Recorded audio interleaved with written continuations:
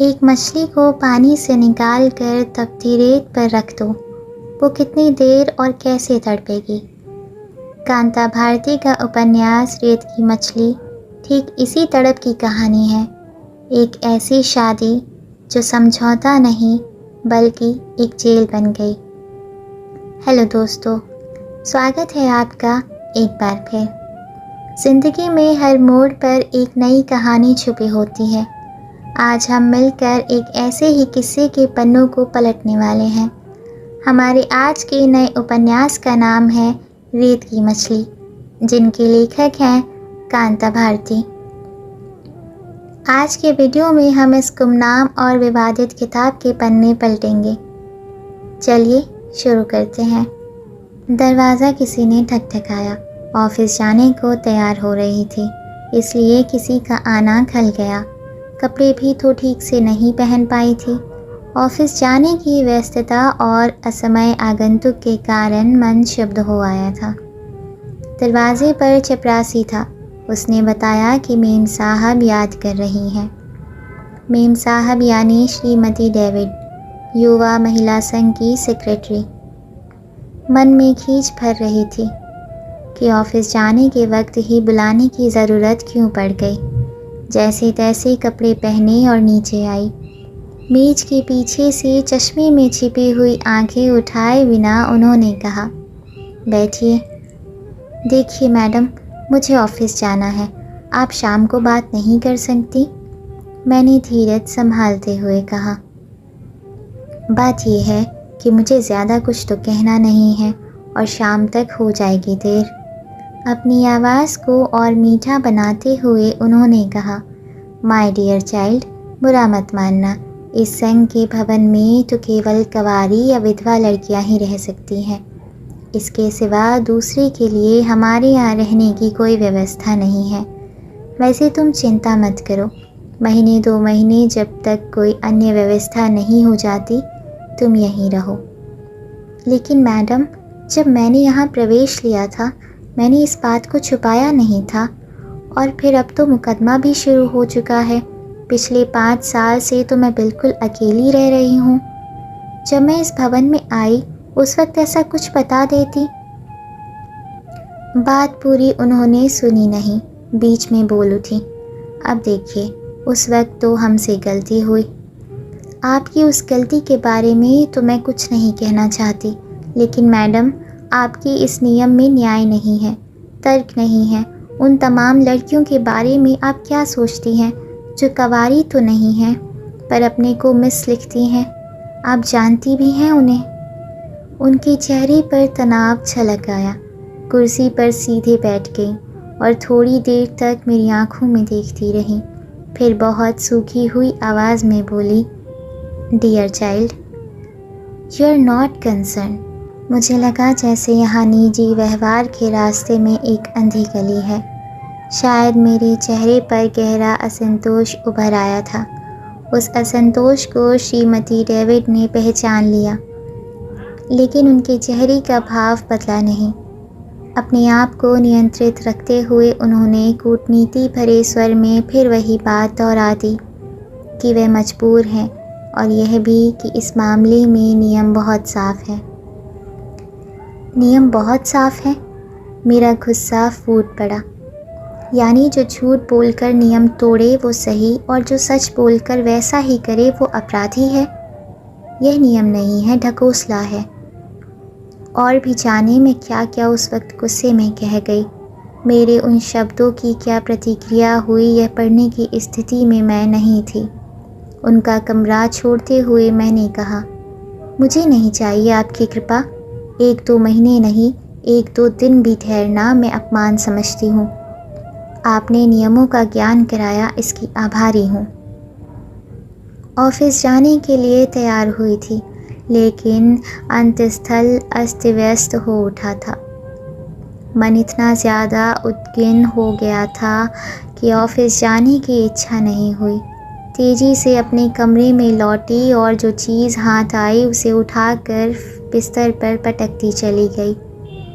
बिस्तर के ऊपर और आसपास फर्श पर चीज़ें बुरी तरह बिखर गई। सच तो ये है कि शोभ की अभिव्यक्ति के सिवा यह भवन छोड़ने की तैयारी भी करनी है, ये मैं भूल गई। उधर गए बिस्तर के सिरे से एक नन्हा सा रुपहला फ्रेम चमक रहा था।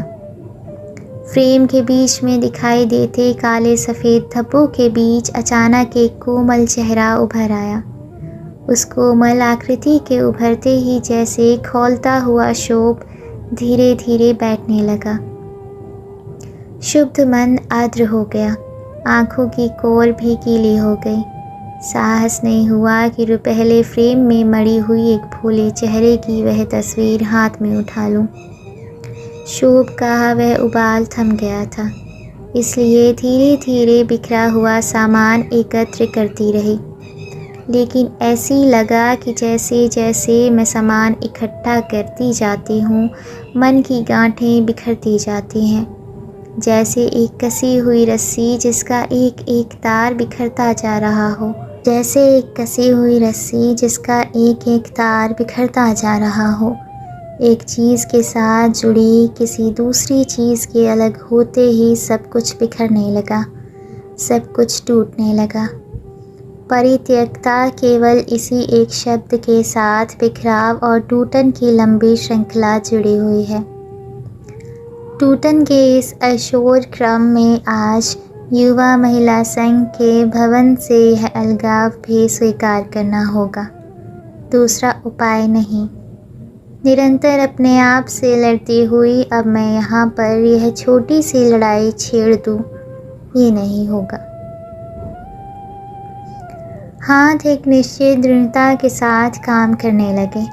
थोड़ी देर में संघर्ष के जीवन से धड़कते हुए उस कमरे में निष्प्रभ वातावरण उतर आया। सामान अधिक नहीं था। उसे सावधानी से इकट्ठा करने के बाद मैं नीचे आई। फ़ोन श्रीमती डेविड के ही कमरे में था। एक क्षण ठिठकने के बाद बिना उनकी ओर देखे मैं फ़ोन की ओर बढ़ गई। उन्होंने भी संभवतः मेरी ओर नहीं देखा। कुमुद फ़ोन पर ही मिल गई। मैंने कहा कि उसे तुरंत यहाँ युवा महिला संघ पहुँचना होगा। कुमुद को आने में कोई 20 मिनट से ज़्यादा नहीं लगा, लेकिन मुझे ऐसा अनुभव हुआ जैसे एक युग बीत गया हो। अभी वह टैक्सी से उतरी ही थी कि लपक कर मैं उसके पास पहुँच गई। मैंने कहा कि वह टैक्सी अभी जाने ना दे। कुमुद कुछ पूछे कि इससे पहले मैं झपटती हुई अपने कमरे की तरफ बढ़ गई। सामान नौकर के बजाय खुद उठाकर किसी तरह लड़खड़ाती हुई टैक्सी के पास आई। कुमुद परेशान हो गई। मैंने उससे सिर्फ इतना ही कहा, घर चलो, वहीं पर सब कुछ बता दूंगी। छोटी सी कोठरी कहा जा सकता है उसे। एक बड़ी कोठी के सर्वेंट क्वार्टर की मामूली सी कोठरी। अवसर दूसरा होता तो शायद मन से निकलता कि महलों से झोपड़ी में आ गई, लेकिन कुछ सोच ना सकी।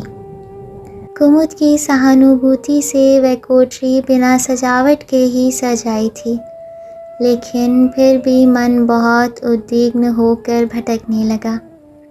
सामान खोल कर रखते हुए बार बार बरसों पहले का अपना वह घर स्मृति को छू जाता था, जिसे कभी मैंने और शोभन ने बड़े यत्न से गुलाब, पंसुतिया और नील कमल उगा उगा कर अपने हाथों सजाया था। उसमें कैक्टस पर लताएं चढ़ा दी थी। वह सुंदर सा घरौंदा था जिसे बड़े प्यार से सजाया था। वह घर सादा था लेकिन सुख से फूलता था। कहाँ होगा, कैसा होगा उस घर का सुख सौरभ। डाल से गिरे किसी पत्ते की तरह बरसों मैं भटकी हूँ, और आज अगर कुमुद का स्नेह मुझे अटका न लेता तो किस अतल में ठहरना होता ये नहीं जानती। सहारा और साया, उसने कहा था कि वह जीवन भर मेरे लिए खड़ा रहेगा, मुझे छाया देगा। स्मृति के स्पर्श से मैं सिहर उठी, जैसे कोई किसी कटे हुए अंग के तंतु छू कर हरे कर गया हो। बरसों के भटकाव के बाद कुमुद के स्नेह की इस अंजरी में ठहर कर मैं जैसे मोहाविष्ट हो आई, डूब डूब जाने लगी, झूठी वितृष्णाओं से चमकती हुई दूर तक फैली रेत और रेत में उभरते झूठे साए। शायद अनहोनी घट जाए, शायद आज शाम मुझे कोई लिवाने चला आए, शायद ये विवश चरण उसके दरवाजे तक जाकर ठहर जाए। शायद इलाहाबाद में अतरसुइया की बड़ी सड़क के किनारे का एक नीला मकान, बालकनी में जूही से लतर को गालों से छूती हुई खड़ी होती हूँ तो धूप आँख से टकराने लगती है। लतर की शीतल गंध हमारे नीले कमरे में धीरे धीरे नाचती है, उस नीले कमरे में जहाँ रूठी हुई यक्षप्रिया को उसका प्रियतम मनाता है। यक्षप्रिया घंटों उस बालकनी में खड़ी होकर उन जाने आने वालों को देखती जिनमें से एक उसका अपना प्यार भी होगा। बालकनी से मकान के ठीक सामने दिखता है बड़े आंगन वाला लिपा पुता लेकिन सूना और उदास घर। खपरेल वाले उस उदास घर की दीवारों के बीच एक उदास औरत रहती है, विधवा औरत, रमन की विधवा भाभी। अक्सर देखा है कि रमन इस बालकनी की तरफ एकटक देखता है, शायद उस वक्त भी देखता है जब मैं शोभन के साथ घूमने जाती हूँ। पिता और बड़े भाई की अकस्मात मृत्यु के बाद घर का शायद वह एकमात्र सहारा था। बचपन में शोभन के साथ खेला था और कुछ दिनों पढ़ा भी था, लेकिन हाई स्कूल के बाद ही पढ़ाई छोड़कर उसे नौकरी करनी पड़ गई। आकांक्षाओं की राख की ढेरी सी विधवा युवती भावी और परिस्थितियों से विपन्न रमन का वह उदास घर पास पड़ोस की जिज्ञासा का केंद्र रहा है। जाने कितनी कल्पनाएं और कहानियां उन दोनों के साथ जुड़ गई थी, लेकिन रमन के सामने भी उपाय दूसरा नहीं था। विधवा भाभी एक ऐसा सत्य थी कि जिसे वह अपने कंधे से उतार नहीं सकता था। भाभी के जीवन से बंधे अपने भविष्य के साथ ही साथ रमन शायद यह भी देखता था कि उसके सामने नीले घर में जो जीवन है, जो रस है, वह उसे झंझोड़ता है। कुंठाओं की मार से वह तिलमिला उठा, अंदर ही अंदर एक विकृत विद्रोह से भर उठा। कभी कभी वह दिखता तो उसकी आँखों को देखकर एक अजीब सी हलन महसूस होती, कभी कभी उलझन होने लगती। मैं यहाँ हूँ, यहाँ नहीं। वह एकटक लगातार घंटों किसी मूर्ति की तरह खड़ा हुआ बालकनी की तरफ घूरता रहता। उलझन से भरकर मैं बालकनी से अलग हट जाती तो कभी कभी अजीब आवाज़ें सुनाई पड़ने लगती। ऐसा लगता जैसे प्रेत आत्माएं कहीं लड़ रही हों। रमन ऊंची आवाज़ में अपनी भाभी से लड़ता था। कभी कभी ऐसा लगता जैसे भाग दौड़ भी हो रही है। पड़ोस के लोग कहते हैं कि वो अपनी भाभी को पीटता भी है। जूही के फूलों और गुलाबों पर उतरती जाती ऋतुओं के साथ 2 बरस हवा से बीत गए। प्रेत आत्माओं की वह आवाज़ जूही और पंसुतिया के फूलों के साथ जैसे कांटों की तरह अनिवार्य हो गई थी।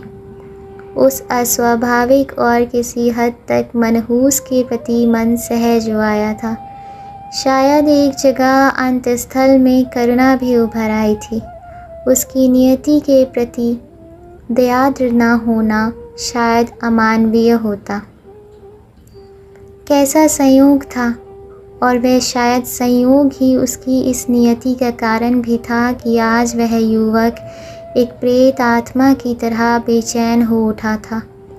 शोभन का बचपन का दोस्त था रमन, साथ साथ खेला था और साथ साथ पढ़ा था। पिता और बड़े भाई की मृत्यु के बाद उसकी कच्ची उम्र में ही परिवार का बोझ उस पर आ गया था। हाई स्कूल मुश्किल से पास करने के बाद ही वह कॉलेज के बजाय दफ्तरों के चक्कर लगाने लगा था। और फिर एक दिन टूटा लेकिन संतुष्ट वह रमन एक सरकारी दफ्तर के घर और घर से दफ्तर के बीच सीमित हो गया। कभी कभी सोचती हूँ कि सामने के मकान की उन मनहूस दीवारों के भीतर क्या होगा। नौकरी से लौटा हुआ थका और पराजित रमन, और घर की दीवारों में घिरी हुई उसकी विधवा भाभी। क्या वहाँ उन दीवारों के अंदर कोई जूही फूलती होगी? क्या उस बंधे पानी में कोई नील कमल उगता होगा? अगर उगता होगा तो शायद सिर्फ एक रात के लिए, और सुबह फिर मुरझा कर मर जाने के लिए। भाभी जवान थी लेकिन बंधी हुई। मर्यादाओं की दीवारें इतनी ऊंची थी कि उनके इस पार झांकना भी मुश्किल था। मुमकिन है थका और पराजित रमन उस कुंठित युवती का अंशशायी भी हो। पड़ोस में तरह तरह की बातें थीं। शायद दबी ज़बान में ताने भी सुनाई दे जाते थे।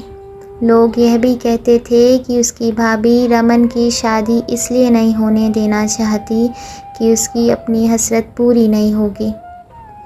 उदासी, खिन्नता, अपमान, पराजय से शायद रमन किसी प्रेत की तरह ठंडा भी पड़ गया था। रात के अंधेरे सन्नाटे में सहसा वह चीखना चिल्लाना शुरू कर देता था। जो भी चीज़ें हाथ में आती थी उठाता, फेंकता और तोड़ता था, और भाभी को गालियाँ देता। भाभी के रोने की मनहूस आवाज़ बालकनी से तैर कर अंदर आती तो इनकी बाहों में भी एक विवश कंपन दौड़ जाता। मैं भी सिहर उठती। सर्दी की खामोश सहमी अंधियारी रात के घरों की खिड़कियां खुल जाती और गर्म कपड़े लपेट कर लोग बाहर झांकने लगते। रमन चीखने लगता और चीखते चीखते उसकी आवाज़ भर्रा जाती और जैसे क्रोध से फटता हुआ कहता जाता, यह शोभन, इस शोभन को भी मैं ज़िंदा नहीं छोड़ूंगा, छुरा मार दूंगा। कभी कभी उसके स्वर में लाचारी होती थी। वह रोता था, इस बात की कसम खाता था कि वह पढ़ेगा, बड़ा अफसर बनेगा और शोभन की तरह किसी सुंदर लड़की से शादी करके घर बसाएगा। कुछ दिनों बाद एक दिन शोभन ने बताया कि रमन ने यूनिवर्सिटी जाना शुरू कर दिया है, लेकिन यह सत्य बहुत सुखद साबित नहीं हुआ। एक दिन मैंने देखा यूनिवर्सिटी जाते वक्त मेरे पीछे पीछे वह चला आ रहा था। मैं अस्थिर हो उठी, लेकिन फिर मैंने अपने आप को संभाल लिया। अगले दिन फिर उसी तरह रिक्शे का पीछा करता हुआ रमन दिखा। मुझे खींच हुई और फिर वह क्रम लगातार चलता रहा। कभी कभी ऐसा लगता कि वह साइकिल पर पीछे पीछे आते वक्त कुछ बुदबुदाता है और कभी कभी गुस्से से तमतमा भी उठता है। उसका आतंक जब सीमा से बाहर हो गया तो एक दिन मैंने चुपचाप अपनी सास से सब कुछ बता दिया। शोभन से भी कहा। हल्की सी चिंता इनके चेहरे पर उभर कर डूब गई। फिर वह बोले, कोई बात नहीं, तुम्हारा मन पवित्र है तो रमन तुम्हारा कुछ नहीं बिगाड़ सकता। तुम उसकी तरफ ध्यान मत दो। ध्यान मैं ना देती, लेकिन परिस्थिति उतनी सहज नहीं थी। घर लौटने के बाद रात को रमन का वह पागलपन हर दिन बढ़ता जाता था। कभी कभी विधवा भाभी की छोटी सी बच्ची तक को पीटता था। उस बच्ची के चित्कार से और भाभी के रुदन से वातावरण कांप जाता और हम दोनों की नींद गायब हो जाती। अगले रोज़ यूनिवर्सिटी जाते वक्त मेरे मन का आतंक अनचाहे ही और अधिक गहरा हो जाता। कभी कभी लगता कि यूनिवर्सिटी ना जाऊं तो अच्छा है, कोई नौकरी तो करनी नहीं। मन को समझाने की कोशिश करती। रमन का साहस या तो बढ़ता जाता था या फिर उस पर पागलपन हावी होता जा रहा था। उसकी आंखों में भयानकता झलकती थी। क्लास ख़त्म होने के बाद अंदर घूरता रहता और मेरे बाहर निकलने का इंतज़ार करता रहता। मेरे बाहर आते ही वह पीछा करना शुरू कर देता। फिर एक दिन मैंने देखा उसने अपनी साइकिल के कैरियर पर एक बड़ा सा पत्थर रख छोड़ा है। वह पत्थर बराबर वहाँ दिखाई देता और लगता कि वह किसी अज्ञात से बदला लेना चाहता है। उस दिन यूनिवर्सिटी पहुँचने से थोड़ा पहले ही अचानक रिक्शे की चेन उतर गई। रिक्शा वाला उतरकर चेन चढ़ाने लगा। तभी मेरी नज़र पड़ी रमन पर। मैं सन्नाटे में आ गई। साइकिल छोड़कर उसने कैरियर पर रखा पत्थर उठा लिया। शायद मुझ पर फेंकने जा रहा था। आज शायद अनहोनी घट जाएगी। डर से मेरी आंखें बंद हो गई। भयंकर आतंक के कुछ क्षण कैसे बीते मुझे पता नहीं। जब मैंने आंखें खोली तो पाया कि रमन ज्यों का त्यों पत्थर उठाए जड़ हुआ खड़ा है। मैंने कांपते स्वर में शायद उससे कहा था कि मैंने उसका क्या बिगाड़ा है। रमन रोज से कांपता हुआ गालियाँ बकता रहा और फिर पत्थर एक और फेंक कर चला गया। तनाव के वे क्षण बीत गए। उसके बजाय अब क्षोभ उभर आया। यूनिवर्सिटी पहुंचते ही रिक्शे से उतरकर मैं सीधे प्रॉक्टर के कमरे में गई। घबराहट से कांपती आवाज़ में किसी तरह मैंने रमन की घटना बता दी। प्रॉक्टर ने संजीदगी से सुना और मुझे निडर होकर जाने को कहा। मन फिर भी भय से काँप जाता। समझ में नहीं आ रहा था कि रमन की इस दुश्मनी की वजह क्या है। क्लास में मैं कैसे बैठी मुझे पता नहीं। शायद शरीर ही क्लास में था, मन नहीं। क्लास ख़त्म हो जाने के बाद भी आतंकित मन के लिए मैं स्टाफ रूम के सामने जाकर खड़ी हो गई। बहुत साहस करके किसी तरह मैंने चिक उठाकर अंदर देखा। शोभन शर्मा जी के साथ किसी बहस में व्यस्त थे। शर्मा जी ने ही पहले मुझे देखा, आग्रह से अंदर बुलाया। बहुत चाहकर भी मैं अपनी घबराहट छिपा नहीं पा रही थी। शर्मा जी भी इस बात को समझ गए। पूछा भी, लेकिन मैं बात टाल गई। शोभन मुझे देखकर शायद अचकचा गए। फिर संकोच छोड़कर पूछा, क्यों कुंतल, बात क्या है? चाहा कि बात कह दूं, लेकिन रुक गई। सिर्फ इतना कहा कि कुछ ज़रूरी काम था, इसलिए सोचा कि आपके साथ ही घर चलूं। परिस्थिति के बारे में उन्हें कुछ भी पता नहीं था। बोले, अभी तुरंत जाना तो मुश्किल होगा, मुझे अभी क्लास लेनी है। मन में फिर उभरा कि जो कुछ घटा है वह कह दूं, क्योंकि उसके बिना ये परिस्थिति की गंभीरता समझेंगे नहीं। लेकिन संकोच ने मुझे फिर बांध लिया। लेकिन फिर उपाय क्या है? अकेले वापस जाना होगा। मन भय से कांप उठता। शोभन के पास आकर भी समाधान मिला नहीं। इनका सहज भाव से यह कहना कि तुम घर जाओ, मैं क्लास लेने के बाद आऊँगा, मुझे कचोट गया। लगा मुझे तूफान में अकेले छोड़ दिया। पैर के अंगूठे की ओर दृष्टि गड़ाए मैंने लंबी सांस ली और बहुत बेसहारा महसूस करते हुए बाहर आ गई। मन गीत से भर उठा। शोभन समझती क्यों नहीं? अगर कुछ विशेष कहना न होता तो मैं आती क्यों, और वहाँ उन सबके सामने कहती भी क्या? रिक्शे पर बैठकर घर लौटी तो रास्ते भर भय से चौकन्नी होकर आगे पीछे देखती रही, दूर दूर तक कि कहीं वह पागल प्रेत दिखाई न दे जाए। मन ही मन बार बार अपने इष्ट का ध्यान भी करती रही थी। घर पहुंची तो जैसे सांस लौटी। सबसे पहले जैसे तैसे सारा कांड माँ को सुना गई। उन्होंने प्यार किया और फिर सहलाती हुई बोली, ईश्वर रक्षा करेगा, सब ठीक हो जाएगा। शुक्र है उसने तुम पर पत्थर फेंका नहीं तो मैं अपनी बहू कहाँ से लाती। थोड़ा खाकर स्वस्थ हो ले, शोभन आएगा तो सब ठीक हो जाएगा। मेरा मन घटनाओं से उलझकर खिन्न हो गया था। ज़बान का स्वाद जैसे बिगड़ गया था।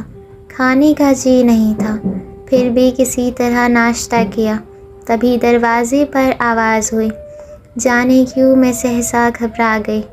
माँ ने मेरे आतंक को समझ लिया।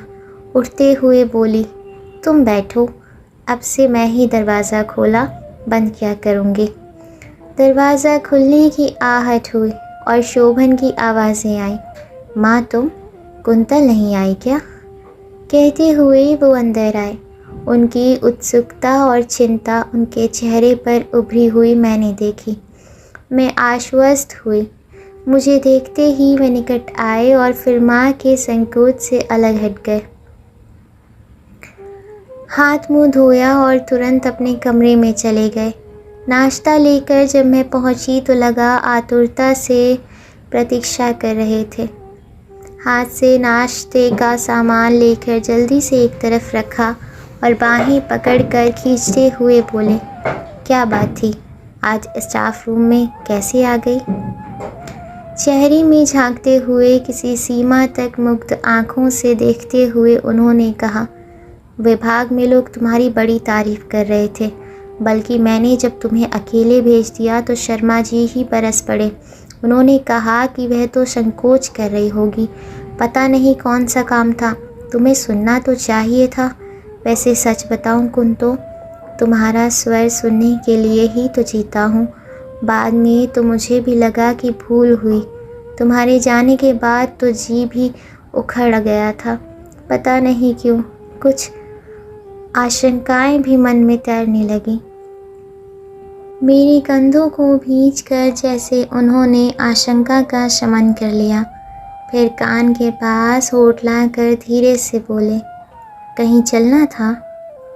उन क्षणों की मधुरता को सहसा तोड़ने का साहस मुझे नहीं हुआ। पहली बार मैं बात टाल गई। बोली, कुछ भी तो नहीं, आप पहले नाश्ता कीजिए।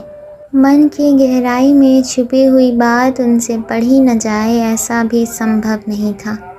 यह मुझे भी मालूम था। मैं ये भी जानती थी कि जब तक अंदर की बात उन्हें बताऊंगी नहीं तब तक वे बात को टालने नहीं देंगे। इसलिए तुरंत ही मैं शर्मा जी के बारे में पूछने लग गई। इतना अंतराल अवश्य हो सका कि वे चाय पी लें, लेकिन फिर तुरंत ही वे प्रसंग पर लौट आए। मैं बर्तन लेकर उठने को ही थी कि उन्होंने फिर हाथ थाम लिया। तन्मय होकर बोले, छोड़ो ना ये सब कुंतो, पहले बात बताओ ना, क्या बात है? सच तो ये है कि अब वह बात बताने का वैसा साहस और मैं बटोर नहीं पा रही थी। रमन की वह घटना इनके भावुक हृदय पर कितना गहरा आघात पहुंचा सकती है, इसका अनुमान मुझे था। किंतु वे अब इस बात को अच्छी तरह समझ गए थे कि मैंने उनसे कुछ छुपाया है और उसे छुपा ही रहने देना चाहती हूँ। ऐसे क्षणों में दूसरे को विवश करना उन्हें आता था। बस अपनी बाहों में कसकर जकड़ लिया। एक क्षण के लिए लगा कि कहीं उस दबाव में ही बात बाहर ना आ जाए, लेकिन संतुष्ट हुई कि एक चुम्बन ने होठों को बंद कर दिया। लेकिन कितनी देर? अंतर के बाद चुम्बन की मधुरता के चुंबकीय आकर्षण के साथ साथ होठों तक आ गई। बात कहते कहते मन भारी हो आया, आंखें भीग गईं। रमन की उस हरकत के एक एक पहलू के बारे में विस्तार से उन्होंने सुना और गंभीर हो गए। मेरे कंधों पर से उनकी बाहों का कसाव ढीला हुआ और वह धीरे से उठकर खड़े हो गए। कुछ देर सोचते रहे और फिर जैसे उलझे हुए और खोए हुए से कमरे में टहलने लगे, इधर से उधर, उधर से इधर। वे उसी तरह टहलते रहे और मैं उद्वेग से घुटती रही। गहरा मौन मेरे अंतर को सालने लगा। बेचैन होकर मैंने कहा, आप अचानक चुप क्यों हो गए? मुझे घबराहट हो रही है। मेरे स्वर में कायरता भर आई थी। मैंने व्यग्रता के साथ पूछा, बता दीजिए ना, मैंने कुछ गलत किया? उनका टहलना रुक गया। बहुत गंभीर स्वर में बोले, ऐसी कोई बात नहीं। चिंता ये है कि प्रॉक्टर ने उसे पुलिस में दे दिया होगा। मुकदमा चलेगा। जब तक फैसला नहीं होता वो बंद रहेगा। सारी यूनिवर्सिटी में चर्चा होगी। लोगों का क्या? छोटी सी बात भी स्कैंडल बनते देर नहीं लगती। मैं सन्नाटे में आ गई, गला भर आया। इससे तो अच्छा होता कि वह पत्थर मार देता और मैं मर जाती। मैं सुबकने लगी। वे फिर उसी तरह गंभीर टहलते रहे। संभवतः वे इतने गंभीर थे कि मेरे रोने की तरफ उनका ध्यान भी नहीं गया। तभी जैसे एक विस्फोट हुआ। बाहर वही मनहूस शोर उभरा। रमन की भाभी ज़ोर ज़ोर से रो रही थी और शोभन को बुरा भला कहती जा रही थी। यंत्रवत मेरी हथेलियों ने आँखों और गालों से आंसू पोंछ लिए। व्यस्त होकर मैं उठी और भरसक रमन की भाभी की ओर से ध्यान मोड़ने के लिए अनावश्यक रूप से बिस्तर उलटने पलटने लगी। ये और अधिक गंभीर हो उठे थे। रमन की भाभी की एक एक बात उसके रुदन के साथ वातावरण में गूंज रही थी। आसपास शायद लोग भीड़ लगाकर सुनने भी लगे होंगे। रो रो कर कहे जा रही थी, अब शोभन का कलेजा ठंडा हो गया होगा। मैं बेवा हो गई तो लोग जो चाहे जुल्म ढाएं। रमन के सिवा कौन है मेरा? क्या बिगाड़ा था रमन ने शोभन का? उसके खून के प्यासे हो गए हैं सब लोग। मुझे होश नहीं है कि मैंने उसके बाद क्या क्या सुना। कभी कभी ऐसा लगता था कि जैसे एक ही बात किसी मशीन से दोहराई जा रही हो। कर्कश रुदन की आवाज़ मन को कुछ ऐसे कुरेदती थी जैसे बहुत सी सुइयां कोई चुभ हो रहा हो। कई बार चाहा कि शोभन की ओर देखूं, लेकिन साहस नहीं हुआ। शोभन शायद मुझसे ज़्यादा पीड़ित थे। बहुत रात गए ही वे सारा कांड शांत हो पाया, लेकिन इस शांति के बाद भी वातावरण सहज नहीं हुआ। वातावरण का भारीपन ज्यों का त्यों बना रहा, बल्कि मनहूसियत कुछ बढ़ ही गई। बालकनी में आकर उस मनहूस मकान की तरफ देखने की भी इच्छा नहीं हुई। माँ से मालूम हुआ कि उस घर में चूल्हा नहीं जला। चूल्हा मेरे यहाँ भी जल नहीं सका।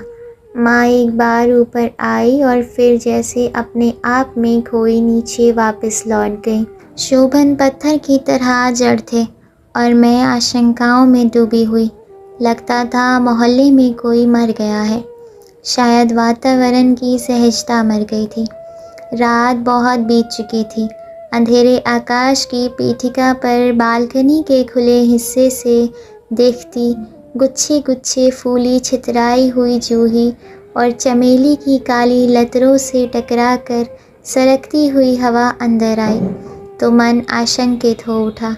बल्कि आशंका सही शब्द नहीं है, उद्वेग कहा जा सकता है उसे। उद्वेग और आतंक का मिला जुला रूप। बहुत साहस करके मैं शोभन के निकट आई। वह हिले नहीं, बोले भी नहीं। हल्की रोशनी में चमकती सामने की नीली दीवार के उस पार देखते रहे। मैंने बहुत धीरे से कहा, शोभन, अब क्या होगा? ये मनहूसियत कैसे टूटेगी? मेरा जी घुट रहा है। नीचे बिल्कुल सन्नाटा था, लेकिन मुझे पता था कि माँ जाग रही होंगी। वह सुख से सहज होकर सो सके ऐसी परिस्थिति नहीं थी, और इस सब में एकमात्र दोषी थी मैं, केवल मैं। शोभन कुछ नहीं बोले। उनकी पीड़ा भी मैं महसूस कर रही थी। तभी कमरे के द्वार पर आहट हुई। मैं चौंकी और शोभन से थोड़ा अलग हट गई। माँ थी वहाँ। शोभन ने करवट ज़रूर बदली, लेकिन कुछ बोले नहीं। माँ भी चुपचाप बैठ गई। माँ की कातर उदासी और बेचैनी देखकर मैं और अधिक अवशिष्ट हो गई। थोड़ी देर तक मौन घुटता रहा, फिर वह लंबी सांस लेकर बोली, मेरा जी घबरा रहा है शोभन, कोई रास्ता है? तुम कुछ उपाय सोचो ना बेटा। अब लगा कि शोभन इतने लंबे मौन के अंतराल में एक जगह अपने मन को ही बांधने में व्यस्त थे। माँ की बात सुनकर छत की ओर देखते हुए बोले, अब ये जगह हमारे रहने लायक नहीं रह गई। सोचता हूँ हम सब कहीं और चल कर रहें। यहाँ से दूर हो लेंगे तो संकट अपने आप शांत हो जाएगा। दूर रहने से बहुत कुछ टल जाता है। वह बोलते रहे और मैं सुनती रही। तभी मेरी आंखें माँ की ओर उठी और मैं कांप गई। उनके शांत, सरल, गंभीर चेहरे से ढुलककर आंसू उनकी गोद में टपक रहे थे।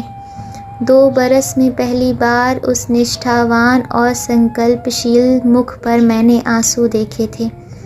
मेरा खून जम गया, लगा गले में कुछ घुट रहा है। शोभन भी कुछ ना बोल सके। थोड़ी देर बाद माँ के भरे गले से आवाज़ आई, यह घर तो मेरा सुहाग है शोभन। उनके बाद अब यह उनकी निशानी है। उनकी इस एकमात्र निशानी से तो मैं मरकर ही छूट सकती हूँ। अंतिम दिन भी अगर मैं यहाँ न रही तो मुझे लगेगा कि तुम्हारे पिता को दोबारा मुझसे किसी ने छीन लिया। झगड़े कहाँ नहीं होते शोभन। जहाँ इतना जीवन बीता उसे अब छोड़कर कहाँ जाएंगे हम। शोभन का चेहरा उतर गया। नीले कमरे का नीला सन्नाटा और गहरा हो गया। माँ के जाने के बाद भी अवसाद हल्का नहीं हुआ। कोई कुछ नहीं बोला। ऐसा लगा जैसे लगातार झुकी आँखों में कड़वाहट भर रही हो। चुपचाप उठी, बिस्तर ठीक किया, पर किसी तरह भी कहने का साहस ना हुआ कि यह सो जाए। बाहर रात काफ़ी उतर आई थी। लोग शायद अपने घरों को चले गए थे। उस मनहूस मकान से रोने की आवाज़ भी अब बंद हो गई। बालकनी के बाहर मैं कुछ विशेष देख रही थी। ऐसा नहीं कहा जा सकता, देखने पर दिखता भी कुछ नहीं। वहाँ कुछ देखने लायक होता तो भी मन ऐसा ना था कि कुछ देख पाती। अंधेरा, सन्नाटा, अवसाद और आत्मपीड़न के उन क्षणों में मैं कब तक वहाँ खड़ी रही नहीं कह सकती। वहाँ से हटी तो देखा वे उसी तरह अस्त व्यस्त पलंग पर मूर्छित से पड़े थे। सो गए थे या सिर्फ अवसन्न थे, या उनकी बंद आँखों और सांसों के साथ उठते गिरते सीने को देखकर नहीं कहा जा सकता था। बहुत धीरे से बिना कोई आहट किए पलंग के एक किनारे थोड़ी देर बैठी रहकर मैं भी लेट गई। अवसाद मेरी शिराओं में एक तनाव की तरह दोबारा छा गया। चाहा कि उनकी ओर घूम जाऊं, लेकिन घूम ना सकी।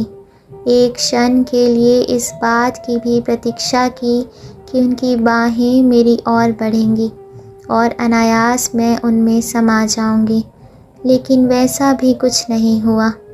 कुछ भी तो नहीं हुआ। हमेशा की तरह माथे का चुम्बन भी नहीं लिया गया, गर्म उंगलियों से छेड़ा भी नहीं गया। अवसाद में डूबी कब सो गई यह भी पता न लगा। सवेरे जागी तो पता चला कि वे कहीं जा चुके थे। मन दुश्चिंताओं से भर उठा।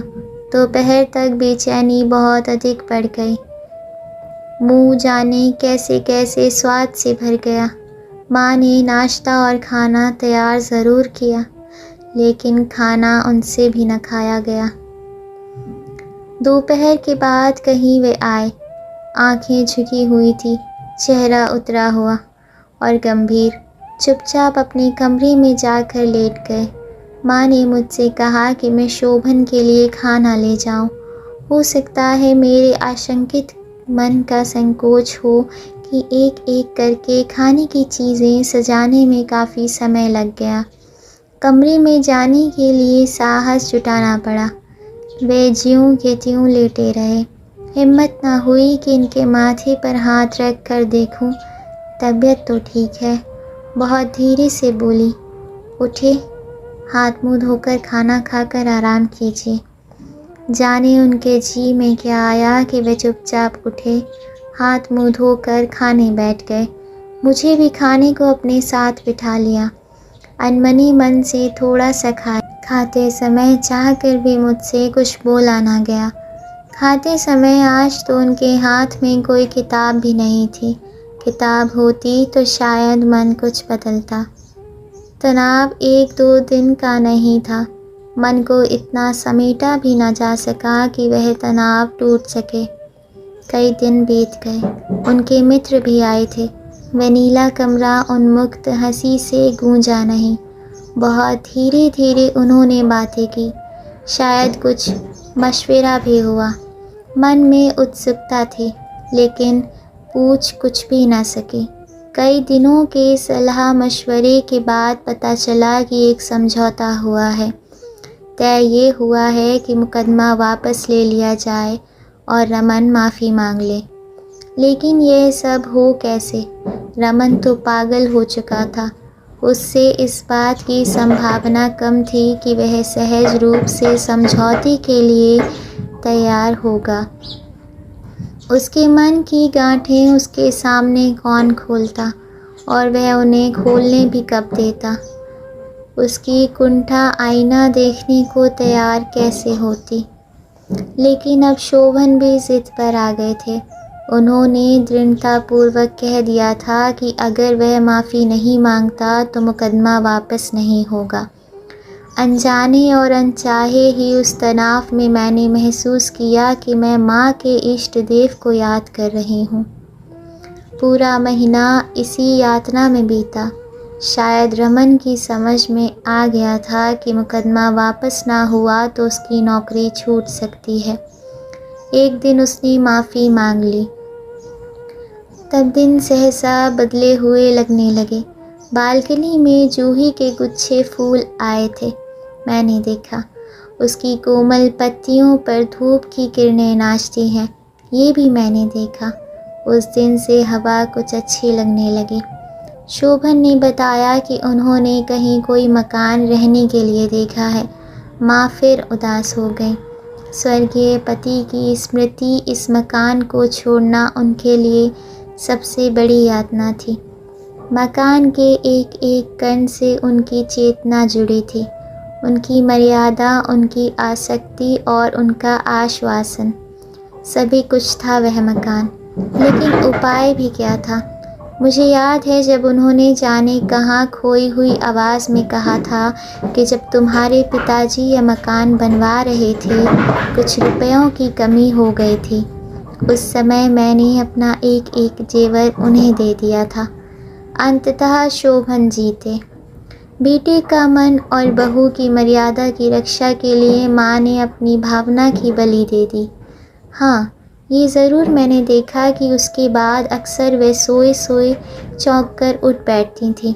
उन्हें जैसे घबराहट सी भी होती रहती। कुछ महीनों में ही जैसे वृद्धावस्था उन पर दूनी होकर उतर आई थी। मैंने यह भी देखा कि उन्हें बुखार आने लगा था। अपने आप से एक दिन मैंने उन्हें कहते पाया, कैसे छोड़ूंगी ये सब भगवान, कैसे छूटेगा ये सब, और अब कैसे रहा जाएगा वहाँ। ऐसी पराई जगह जीना भी कैसा होगा।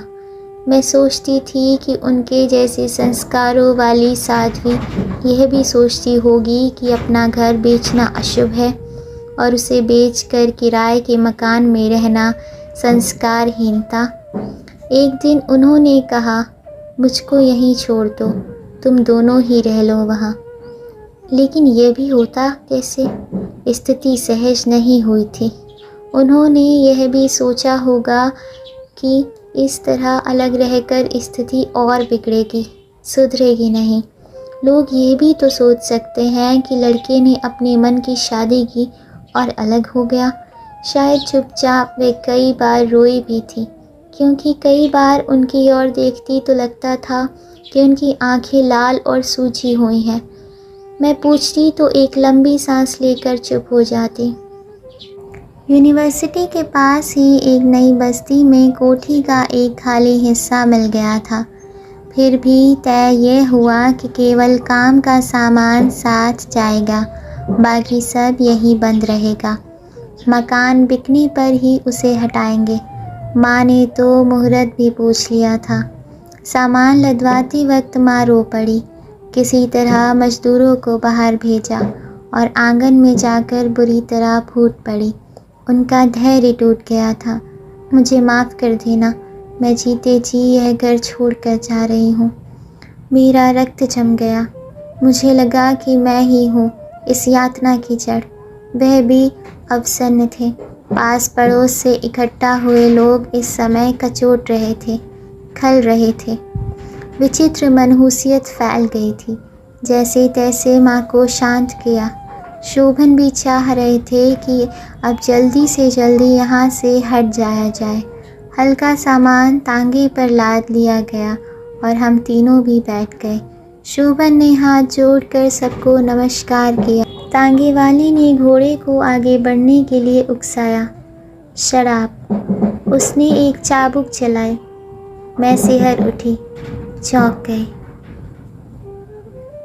अंदर चल, कुमुद की आवाज़ आई। चल खाना खा ले। मैं दोबारा चौंकी। अचानक ऐसा लगा जैसे अंजुरी में भरी हुई रेत सरक कर रेत गई। बीते दिनों की वह परछाई भी गायब हो गई। यथार्थ की ठोस धरती पर मैं लौट आई। बीते हुए उस तूफानी प्रसंग से वापस आकर कुमुद के इस छोटे से कमरे में आश्वासन महसूस हुआ। खाना खाते समय कुमुद की तरह तरह की बातें करके मन को अप्रिय प्रसंगों से दूर हटाने का प्रयत्न करती रही। मैंने उसकी आंखों में झांका तो उसने चेहरा नीचे कर लिया। जी में आया कहूँ तो अपने अप्रिय प्रसंग से अपने को अलग काट सकी है क्या, लेकिन मुझसे पूछा नहीं जा सका। जाने क्यों मेरी आंखें दोबारा गीली हो आईं।